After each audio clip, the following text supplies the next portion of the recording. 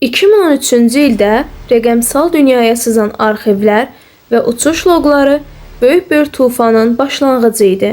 Federal Təhqiqat Bürosu artıq hərəkətə keçmişdi. İndi masanın üzərində sadəcə şayələr yox, konkret koordinatlar və adlar var idi. Amma bu araşdırma təkcə sənədlərdən ibarət deyil. Hər uçuşun, hər kodun arxasında real insanlar və böyük bir gizli şəbəkə dayanırdı.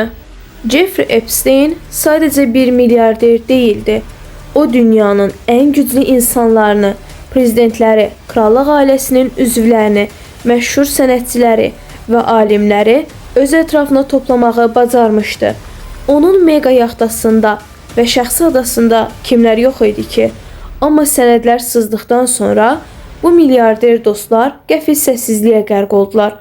Hər kəs öz adını bu qaranlıq siyahıdan təmizləməyə çalışırdı. İllərlə davam edən qorxu, təhdidlər və pulla satın alınmış susqunluq razılaşmaları.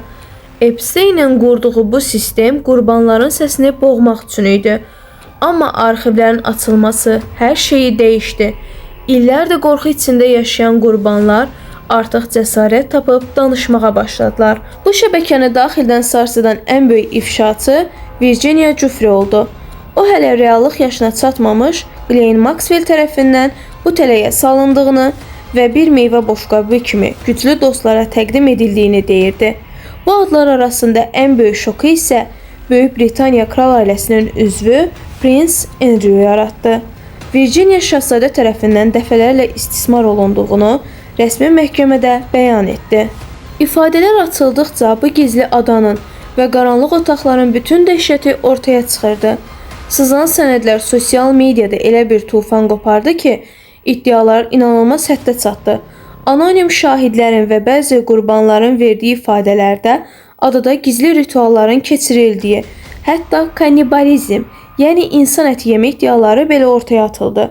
Bu qorxulu iddialar rəsmi olaraq sübut edilməsə də, şəbəkənin nə qədər qaranlıq olduğunu göstərməyə bəs edirdi.